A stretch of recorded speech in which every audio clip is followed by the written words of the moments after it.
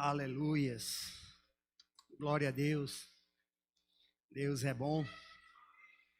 Amém. Louvado seja Deus por mais um dia, por mais um culto, onde podemos adorá-lo, onde podemos render o louvor. Só boto mais. Eu dou graças ao Senhor por cada um dos seus benefícios. Amém.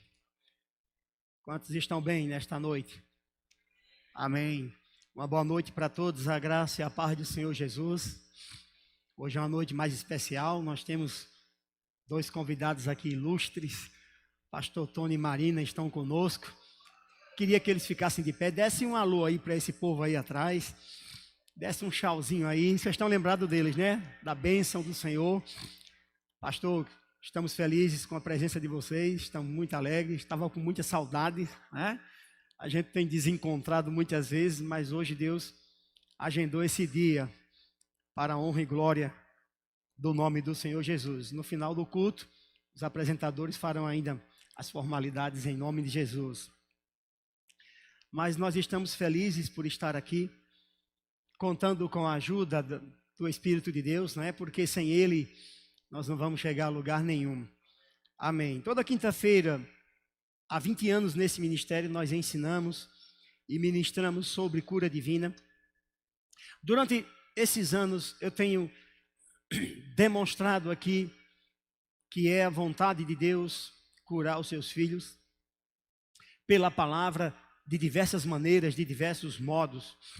Muitas pessoas ainda não conhecem a vontade de Deus e então não conseguem se firmar sobre a vontade de Deus, e isso é um impedimento do poder de Deus curador para entrar no corpo delas e fazer a obra que Deus quer que faça. Essa falta de conhecimento e de firmeza sobre a vontade de Deus, que é a vontade de Deus, que o seu povo esteja em saúde, que seu povo ande curado. Por não se firmar sobre essa vontade, muitos impedem que o poder de cura entre e faça a obra. Então nós temos falado durante muitos anos aqui e ensinado pela Bíblia que comprovando que é a vontade de Deus que você esteja curado. Se você não tiver isso fundamentado dentro de você, arraigado no seu espírito, você terá problemas em obter cura divina. Então, hoje eu quero mais uma vez comprovar que é desejo de Deus que você esteja bem, que é desejo de Deus que você viva curado, é desejo de Deus que você nunca tenha uma doença sequer, que ela nem chegue perto de você.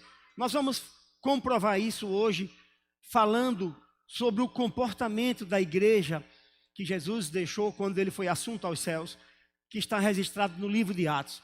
Nós vamos analisar o livro de Atos, os Atos dos Apóstolos.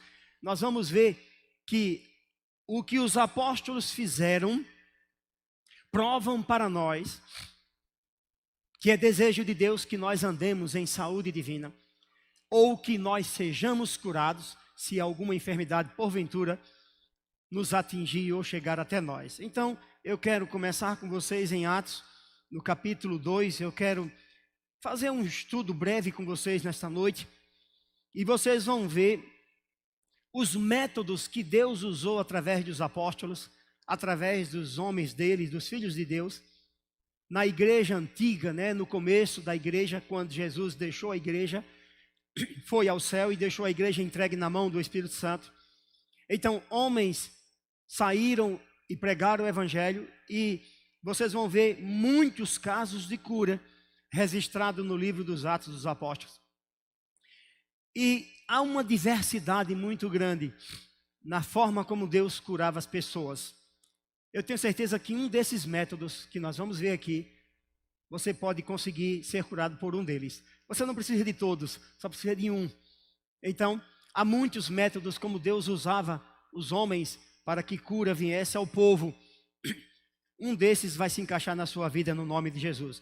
No capítulo 2 do livro de Atos, no verso 42, diz assim: e perseveravam na doutrina dos apóstolos, e na comunhão, e no partir do pão, e nas orações. 43. e em toda a alma havia temor, reverência, e muitas maravilhas e sinais se faziam pelos apóstolos. Talvez em alguma versão diga muitos prodígios, ou quem sabe muitos milagres e sinais. Talvez tenha alguma versão que tenha a palavra maravilha, prodígio e milagres constitui a mesma coisa. E muitos sinais se faziam entre os apóstolos. A Bíblia não descreve aqui que sinais eram esses. Mas você concorda comigo que provavelmente tem sinais de cura aqui também. Cura está inserida aqui. A Bíblia não descreve com clareza neste ponto aqui que sinais. Mas aqui não diz que eram poucos, eram muitos sinais que eram feitos pelos apóstolos no meio do povo. Então, se a gente der sequência no capítulo 3, a gente vai ver um destes sinais que aconteciam naquela época, quando se pregava a palavra. Aqui diz, e Pedro e João subiam juntos ao templo à hora da oração, a nona, ou seja, às 3 horas da tarde, e era trazido um homem que desde o ventre de sua mãe era coxo, o qual todos os dias punham a porta do templo, chamada Formosa, para pedir esmola aos que entravam no templo. O qual, vendo a Pedro e João, que iam entrando no templo, pediu que se lhe dessem uma esmola. E Pedro, com João, fitando os olhos nele, disse, olha para nós. E ele olhou para eles, esperando receber alguma coisa. E disse Pedro, não tenho prata nem ouro, mas o que eu tenho, isto te dou. Em nome de Jesus Cristo, o Nazareno, levanta-te e anda. Você observe, querido, que Pedro disse aqui para esse homem que estava esperando receber dele uma esmola.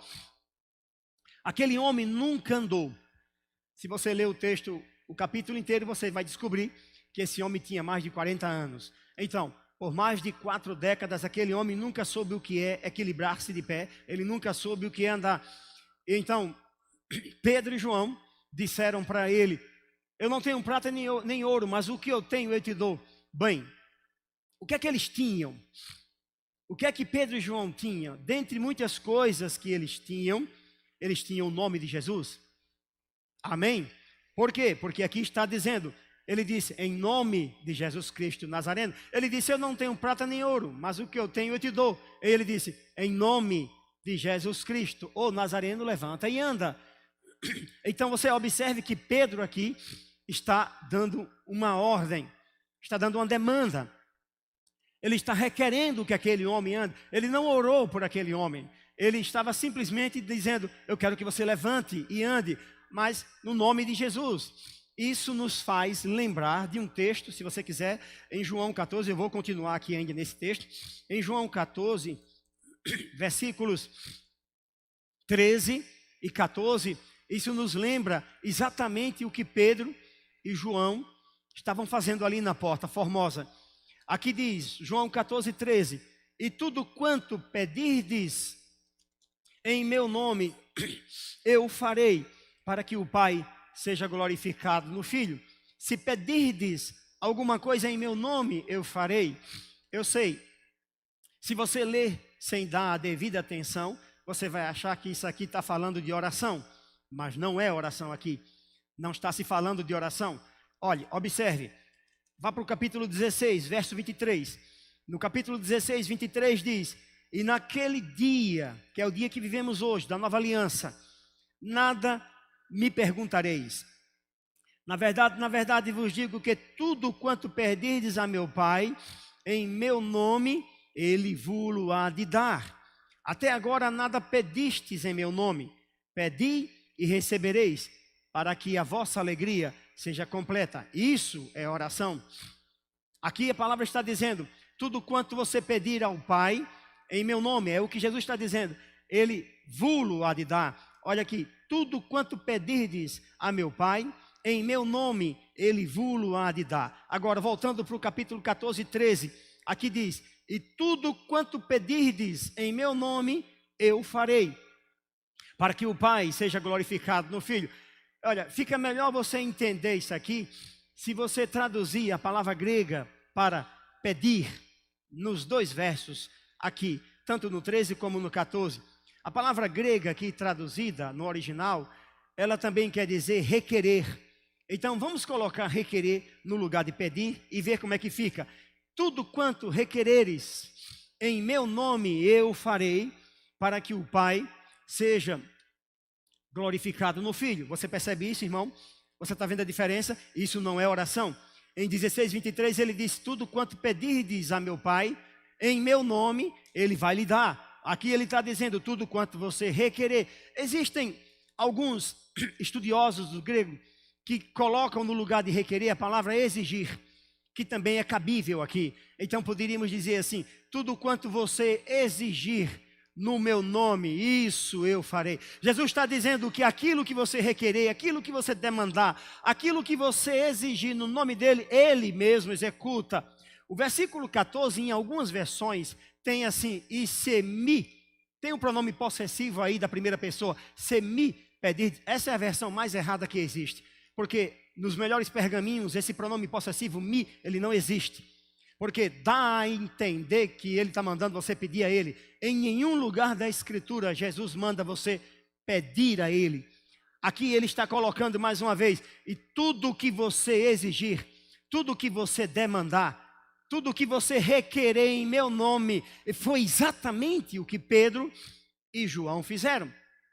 Ele requereu que aquele homem se levantasse e andasse, e Jesus fez ele andar. Jesus fez o que prometeu aqui neste verso. Tudo quanto você requerer no meu nome, ele diz, eu farei. Eu me lembro que em 1991, eu me meti em uma enrascada. Eu não conhecia como eu conheço hoje. Eu não tinha o conhecimento como eu tenho hoje. Então, numa classe dominical, onde tinha muitos idosos, senhores, eu fazia parte sempre das classes dos homens mais avançados, para ver se eu pegava mais alguma coisa. E surgiu uma questão nesse verso, e eu fui dar a minha opinião, e eu não me dei bem, porque 4 líderes religiosos se levantaram, e eu fui atacado pela esquerda, pela direita, pela frente, por trás. Naquele dia eu voltei para casa um pouco opresso, porque nunca vi tanto ataque, porque eu queria entender esse verso. Na minha Bíblia, naquela época, tinha escrito no verso 14, se me pedirdes. Eu fui pedir explicação sobre isso, e disseram que eu estava inventando uma nova doutrina, me atacaram de todos os lados. Eu disse, Senhor, eu não pensei que fosse tão sério uma simples explicação. Graças a Deus que ao longo dos anos eu estudei e depois eu pude entender o que significavam esses 2 versos. Há uns estudiosos do grego que se aprofundam muito naquele texto, e eles dizem o seguinte, que uma tradução que ficaria melhor ainda é: e tudo quanto você exigir no seu nome, mesmo que aquilo não exista, ele criará para você. Isso é muito profundo, né? Isso é muito parecido com João 15:7, e tudo parecido, tudo quanto, se minhas palavras permanecerem em vós, e vocês permanecerem em mim, e minhas palavras permanecerem em vós, pedirei o que quiserdes, e vos será feito. Mas voltando para o livro de Atos, então, Pedro, capítulo 3, Pedro e João requereram, exigiram que aquele homem coxo andasse. Ele não orou, irmãos. Pedro e João não oraram. Eles requereram, eles exigiram. Isso é exatamente o que João 14:13 está falando para mim e para você. Eles disseram, é como se ele estivesse dizendo, eu exijo que vocês fiquem curados, que você fique curado. Eu exijo que você se levante e ande. A única forma você concorda comigo? Que a única forma daquele homem levantar-se e andar é sendo curado. Ele disse, eu quero que você se levante em nome de Jesus. Eu estou requerendo isso, eu estou exigindo isso. Mas por quê? No nome de Jesus. Então, versículo 7, e tomando-o pela mão direita, o levantou, e logo seus pés e artelhos se firmaram. Verso 8, e saltando ele, pôs-se em pé e andou, e entrou com eles no templo. Preste atenção, entrou com eles no templo, andando, e saltando, e louvando a Deus. O homem nunca tinha andado. O milagre é muito mais profundo, Esse milagre de cura é muito mais profundo do que a maioria consegue enxergar lendo apenas. Porque quando um coxo tem as pernas consertadas, ou mesmo um aleijado, que é aquele que falta ao membro, se uma pessoa nunca fez um movimento na vida, ele precisa treinar. É como se ele tivesse nascido ali agora e teria que treinar. Mas esse homem foi curado, andou, saltou e glorificou. Ele estava pulando no santuário.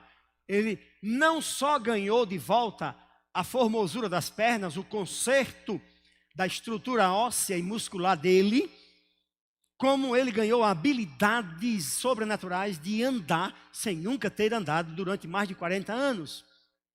Então, o milagre é realmente um sinal. Este é um dos sinais que os apóstolos faziam.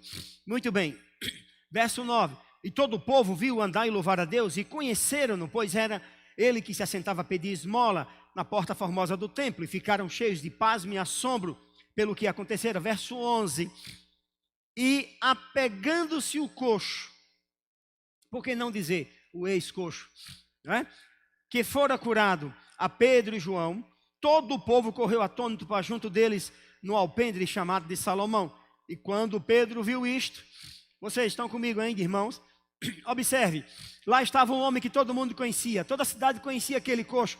Olha, aquele homem devia estar naquele templo pelo menos há décadas. Ele tinha mais de 40 anos. Toda a cidade já conhecia, todos os judeus conheciam aquele homem. Agora o homem estava pulando dentro da igreja, saltando, glorificando a Deus e andando, mas estava junto de Pedro e João. E quando o povo viu aquilo, correu para junto. Nós não vamos entrar em detalhes aqui, nós vamos ler tudo, mas escute, eles correram para juntos de Pedro e João e ficaram pasmo olhando para Pedro e João. E quando Pedro viu aquilo, disse: ei, o que é que vocês estão fazendo? Olhando para nós, como se pelo nosso próprio poder, ou a palavra mais correta grega aí é piedade, não santidade, mas funciona do mesmo jeito, como se pelo nosso próprio poder ou santidade ou piedade fizéssemos andar este homem. O povo começou a olhar para Pedro, eles começaram a ver os homens de Deus, como nós falamos hoje em dia, Pedro e João. Então Pedro diz: vocês estão olhando para mim por quê? Vocês estão pensando que fomos nós? Você está pensando que foi o nosso poder, a nossa busca, a nossa vida de oração, de santidade que fez ele andar? Então, como eles conseguiram fazer aquele homem andar? O que foi que fez aquele homem se levantar? O que foi que fez uma pessoa com mais de 40 anos, que nunca tinha caminhado, agora estava saltando e pulando? Então, no verso 16, Pedro diz como foi que ele andou. Ele diz: e pela fé no seu nome, fez o seu nome fortalecer a este que vedes e conheceis. E ele diz: sim, a fé que vem por meio dele, que vem por ele, deu a este, na presença de todos vós, essa perfeita saúde, ou saúde plena, ou plenitude de saúde, ou saúde perfeita. Então, observe, foi assim que Pedro fez, Pedro e João fizeram aquele homem andar. Eles conseguiram como? Pela fé no nome de Jesus. Fé no nome de Jesus. Dois ingredientes: fé em o nome de Jesus. Então, o milagre aconteceu porque fé no nome de Jesus Cristo. Eles estavam pensando que tinha sido o homem de Deus chamado Pedro, o homem de Deus chamado João. Não, é a fé no nome de Jesus. Muita gente usa o nome de Jesus sem fé e nada acontece. Muitas pessoas usam o nome de Jesus e têm alguma fé, então alguma coisa acontece. Muitas pessoas usam o nome de Jesus e têm um pouco de fé, então poucas coisas acontecem. Muita fé no nome, muitas coisas vão acontecer. É assim, não funciona apenas porque é o nome de Jesus. Pedro, ele diz, não foi o nome. Pastor, eu pensei que foi o nome de Jesus. Sim, o nome está envolvido, mas não foi apenas o nome. Ele disse, a fé neste nome, a fé no nome de Jesus. Então, não basta ter o nome. Muitas pessoas estão querendo usar o nome como uma mágica. Não vai funcionar. É preciso fé no nome de Jesus. Pedro está dizendo aqui que foi a fé neste nome que deu a este homem, na presença de todos, perfeita saúde. Sabemos que Jesus é o autor da fé, então ele produz fé em você. Como ele faz isso?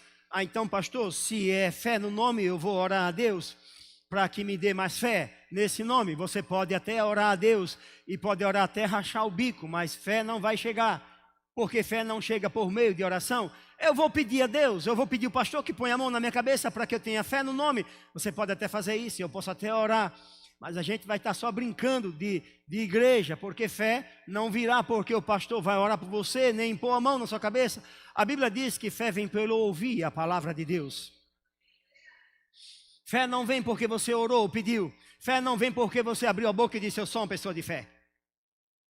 Fé vem por ouvir a palavra de Deus. Então estude, pesquise tudo o que a Bíblia diz sobre o nome. Então você vai ter fé no nome. Você procura na palavra o que a Bíblia ensina sobre este nome. Existem tantos ensinos, irmãos, tantos livros escritos sobre o nome de Jesus. Nós não temos carência de ensino, só precisamos praticar o que já conhecemos. Há muito estudo sobre o nome de Jesus. É como prosperidade. Você quer entender sobre prosperidade, você quer ter fé para a área da prosperidade, então você lê a Bíblia e procura o que a Bíblia diz sobre prosperidade, então você vai ter fé em prosperidade. Você quer ter, você quer ter fé para ter uma família ajustada, para ter uma família funcional, então você estuda na Bíblia tudo que Deus fala sobre família, e você vai ter fé para a família, e fé vai funcionar naquela área. Vocês estão comigo ainda? Então, fé vem por ouvir a palavra de Deus. Então, escute o que a Bíblia tem a dizer sobre esse nome, e você vai ter fé no nome. Ele não vai funcionar porque é mágica. Muitas pessoas dizem, eu usei o nome de Jesus, mas não funcionou. Não funcionou porque não teve fé envolvida. Pouca fé no nome, poucos milagres. Alguma fé no nome, alguns milagres. Mas podemos ter muita fé no nome e obter muitos milagres. Podemos ter sinais, podemos ter as maravilhas que Deus reservou para mim e para você. Amém? Fé no nome. Então, a cura desse homem veio porque fé e o nome. Fé e o nome. Eu me lembro que quando eu tinha 24 anos, eu era presidente da mocidade de uma igreja batista aqui perto. E eu estava dizendo que Jesus ainda curava. Naquela reunião, tinha 30 e poucos jovens naquela reunião.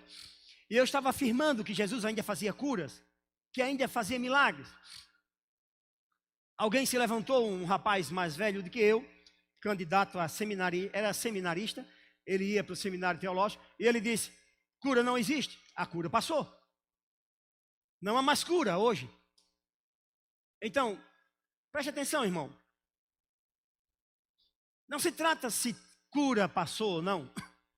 Nós acabamos de ver que a cura desse homem foi pela fé no nome. Então não se trata se a cura já passou, porque se a cura passou, então o nome passou. Então a fé também passou. Se a fé passou, Efésios 2:8 diz, pela graça sois salvos mediante a fé. Então ninguém mais é salvo.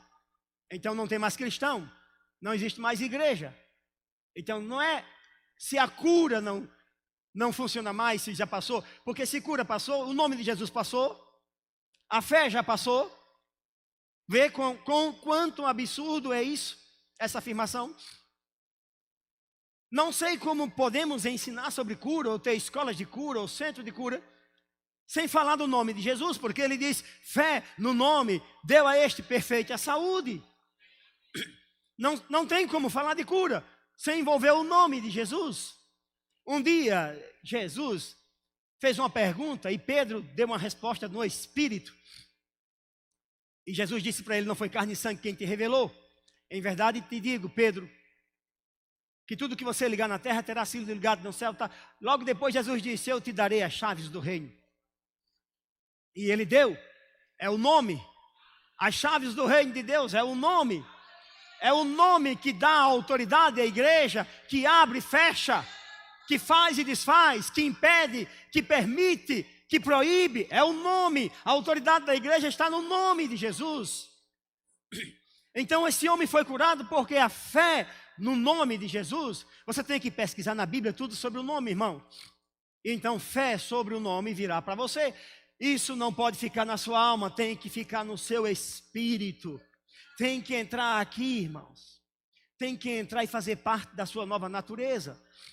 Não pode ficar apenas como um assentimento mental, tem que fazer parte do seu novo ser.